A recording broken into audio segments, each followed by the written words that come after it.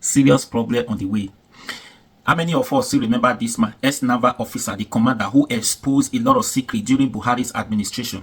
How they are planning to Islamize this country. Then, we know the Matana is everywhere. The Northern, they want to Islamize even the Yorubas. That's the trending one now. This man has come again. That was old interview. This man has come again, granted a fresh interview, revealed a lot of secrets. How they are planning to Islamize this country. That this country is not one. Not let anybody deceive you that the country is one. The federal government should take action to divide this country. That is the only way. Because a lot of things these people are planning that people do not even know. Because this is ex-naval officer, the commander. Right? He revealed a lot of secrets. I'll allow you to watch this video to the end. I don't want to take your time, so that you get what I'm saying. So please watch this video to the end. Follow this page for more. Subscribe to this YouTube channel. I'll be your guy. Run that for me now. Please subscribe. Liners in this government that are sponsoring this kind of narratives. They just want to show that they can Islamize this country. They think about Taliban, they think about the Mujahideens, and they want to replicate it in this country. And they don't care what happened. They simply don't care. As long as at the end of the day, there's Sharia and there is whatever thing they have in their head. Thank you very much. After 3 years, we have seen again. I know several things must have been going through your mind when you saw all of those bills, the propositions, the narrative, the comments making the rounds only recently, even though 3 years after you made that comment. So tell us, what was going through your mind when you saw all of these things and still they were playing out what you had spoken of earlier? It just basically confirmed my fears, you know. When I was saying those things, a lot of colleagues didn't like what I was saying. Some people felt that I'm anti-Islam. My dear, I'm from a Muslim background because my grandmother married a Muslim man after the husband died, and all my cousins, all my sisters, grandchildren, they are Muslim. I'm a Muslim. And I don't know, that was how we attest to it, that when I took him with the Minister of Defense, to Italy, they were my guests in Italy. And I took them to the largest mosque in Milan. I would pray together in the mosque. And last time, I think I will tell you, I took him to Alaska Mosque in Israel to pray. And I have nothing against Israel. But you see, we are talking about identity and governance in this country. Identity and governance. It is so discouraging to know that at this century, we are still at this level of religious understanding. We are still at this level where I would say most of the things that we call religion, either Christianity, Islam, are basically some historical books that were plagiarized by most of the religions. I don't want to be specific, but these are ancient historical books that were plagiarized, and people decided to use them to either enslave you or take over your land and so on. And I'm really discouraged because at this level, Nigerians are so uneducated when it comes to religion. That the Arabs, the British, the Romans, they use religion actually to capture your state, to enslave you. If we look at most of the religions, I don't want to be specific, they all practice slavery and also.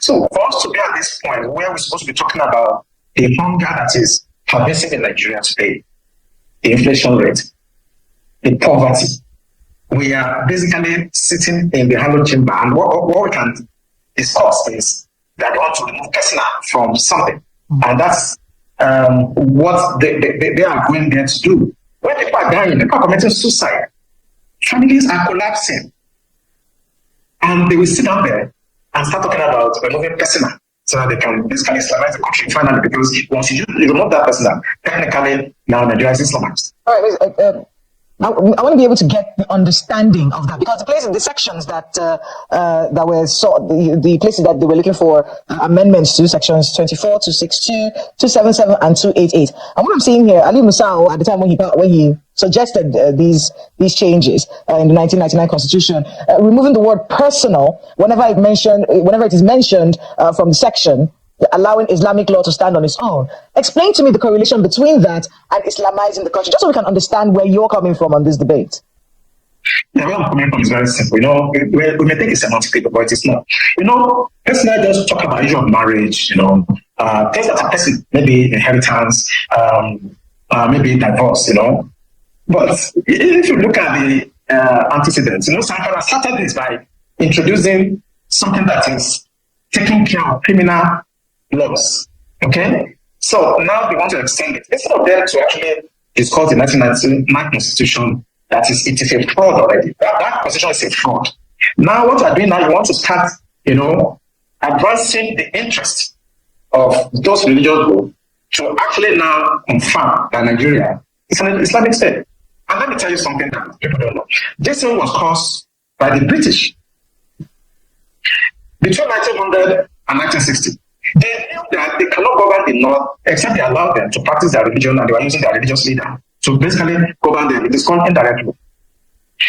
Immediately after independence, 1960, the British knew that they should not have forged these two people together. They know.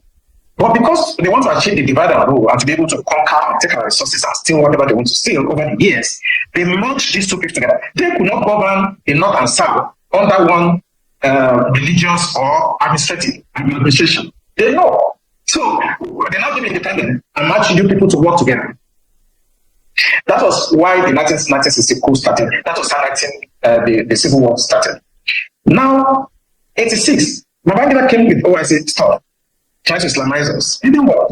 In 2000, when 1999, 2000, when Obasanjo came, he permitted them to start practicing Sharia.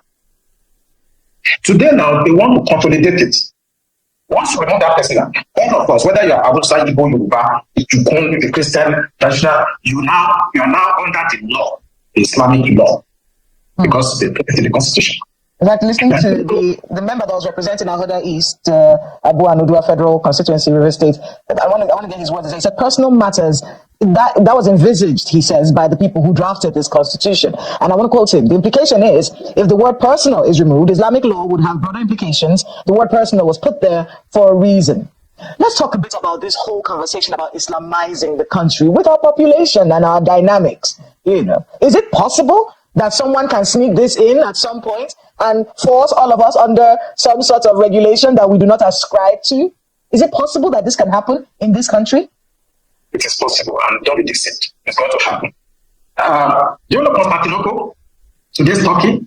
Mm-hmm. They were almost 98% Christian before now. Today they are an Islamic country. I did Islam in my master's program, and I was trained by Professor Nigerian. It's a Persian. It's an Iranian American. And I scored A. That's excellent in Islam. So I know them. It may take them 1,000 years. They will Islamize Nigeria. So they will take it slowly, gradually. They don't forget. All of us will be dead after some time. Our children that don't care, or this Gen Z will come. They will still Islamize this country. If they can do it in Turkey, today's Turkey, what stops you? Why do you think they won't do it here?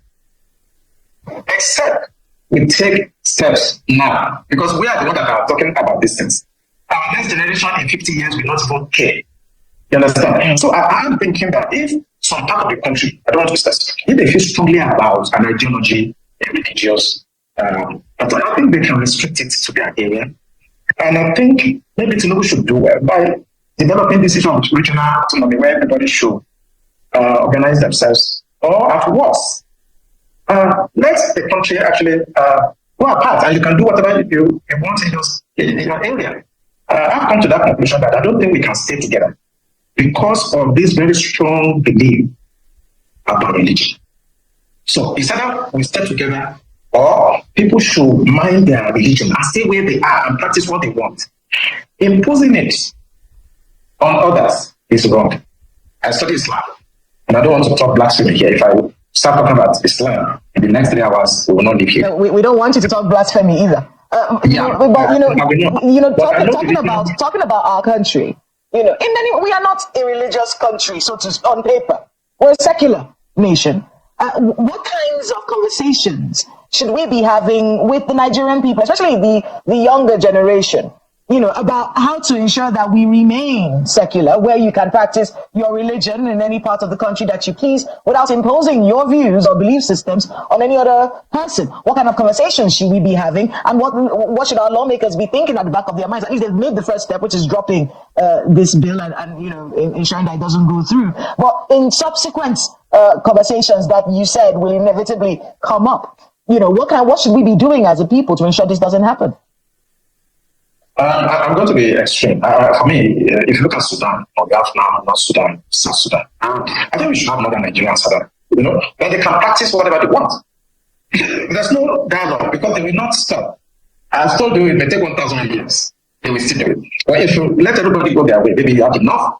You remain there and you have the sovereignty down south, then you can do what you want. But if you remain and you think you can talk to your Gen Z and people that don't care about anything, it will happen. It took hundreds of years before Turkey, Constantinople, Istanbul was converted completely today. And if you look at history will tell you that you cannot assuage these people. Who owns those banks? I did a lot of research, and I want our audience to go and find out the owner of Taj Bank and the other bank. Then the picture will start getting clear to you. You have the Jaiz Bank and you have the Taj Bank. It is an open source information. Go on the internet, the board of directors, you will see the shareholders. I don't want to mention them on national television. Go and do your research. And you're beginning to understand. You begin to understand what I said, that people have been sponsoring terrorism because they want to Islamize Nigeria. Now Tinubu has come, and it's a little bit very hard on them. That section, the kinetic approach is failing. So they are not trying to bring it through the constitution or to legalize it. If we cannot go through the bush and kill as many people and they are still resisting us, and this man has come and is fighting this is just killing all the fighters, then let us go to the house and bring it in through the back door. We just remove that clause, personal. They will not know, they may not pay attention. They will just, and that is it. They will still do this thing. Go and find out the owners of those banks. They are the ones sponsoring these narratives. And I always say it on television, go after the sponsors. Those guys speaking in the house, they are just paid to do that. And with time, they're going to bribe the remaining ones and they will pass it. If not this year, it may be 10 years time. If it's not 10 years time, it may be 15 years. They are going to Islamize this country. But I think the solution, what you should discuss, people should try to understand we are not the same people. The North and South are not the same. The British understood. That's what they are doing in Nigeria. And they deliberately might also that we can continue to fight like this and they can continue to take our resources away. Speaking about the British, there are several theories out there in terms of all of this Chatham House moves and why our leaders always go to the West before elections. Do you think that the influence of the British about this particular matter and more is significant? Has it waned? Is it still growing? What should be done about it? No, what the British did is just like what the Belgians, the other, like the French, it's the same method of giving you independence, but they know that you're not independent. Why do you go to Chatham House? Who recently wanted to talk about Yoruba nation. I saw him in Britain trying to give them letter. Why do we do that? It's because they have very strong influence. Don't be deceived. British are very subtle. They're not like the French people. They're not like the Russians. Okay, they're not like the Chinese. Very subtle, very clever. They are the one that is making this happen because it benefits them. Yeah. You can't be Nigerian president if you don't get the blessing of the British. What is their benefit though? The British benefit? Yeah.